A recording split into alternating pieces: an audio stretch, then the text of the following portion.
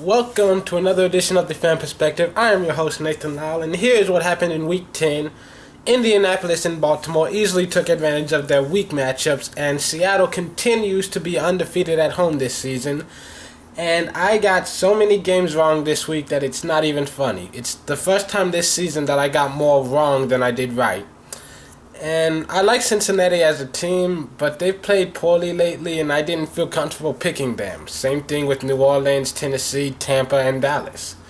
And with the Bears, well, when you have two teams with identical records facing each other, it's always a coin flip. I did enjoy watching what could potentially have been a Super Bowl preview. It was an intense game with a lot of defense.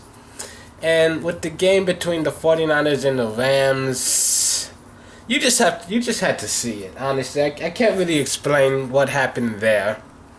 More than anything else, though, this week there was a lot of injury news. Michael Vick, Cutler, and Alex Smith all suffered concussions, which could possibly be long-term.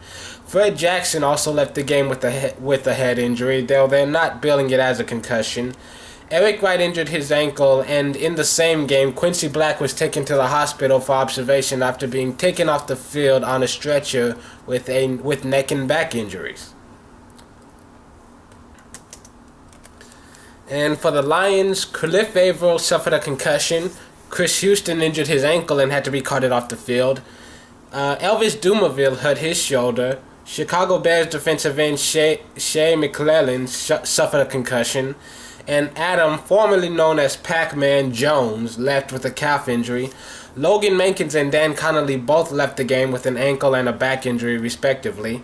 And that definitely did not make Tom Brady happy.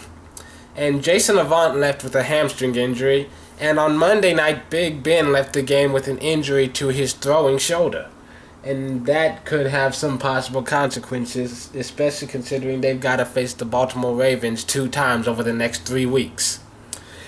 Overall, in Week 10, I had a record of 6-8. I still have an overall winning record, 81-56.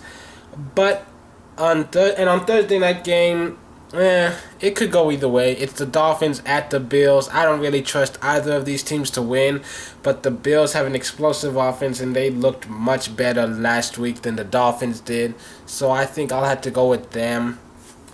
Tune in on Friday and Saturday when I do my Week 11 predictions. Until then, I hope you have a much better Tuesday than I'm having, because my Tuesday has been pretty shitty. See you Friday.